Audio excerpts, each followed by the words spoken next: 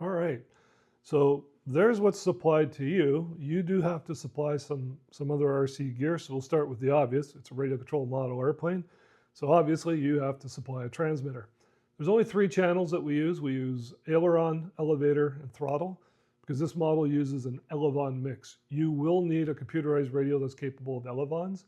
Mechanical mixing is not going to work. It's just too heavy. Of course, you're going to need a receiver that matches your particular brand. I use Futaba. So just a standard receiver is all I'm using. I'm not using anything super exotic or ultra lightweight. Just a standard Futaba 617 is perfectly fine. You will need a 50 millimeter EDF. There's many brands that you can pick from. This one happens to be the X-Fly, commonly available online. There's a Canadian hobby store that is selling the FMS version. The important thing is that you get the 3S 50 millimeter fan. 4S 50 mil will fit, but then you're getting into 4S batteries and you need a bigger battery and more weight. And we haven't tested that. We don't actually know how well it will fly. This is designed to come in right around 650 grams. You start adding weight and then the flying qualities on deltas go downhill really, really fast. So we want to keep it light.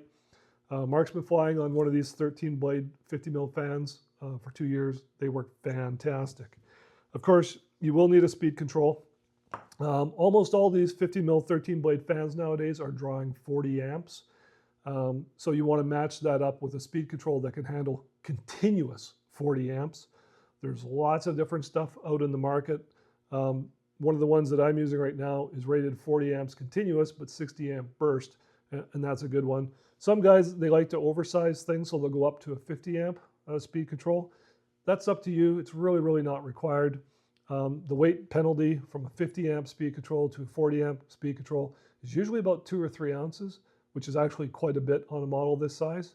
So whatever you do, just be weight conscious. Bigger is not always better. We're trying to build something very light, which of course brings me to a battery. You are going to need a really good 2200-ish size milliamp 3S pack. Old packs that are weak, that have seen better days, they're just not going to deliver the amps to get the performance that you want. So a good fresh 3S pack. There's any kind of brand available on Amazon or your local hobby store.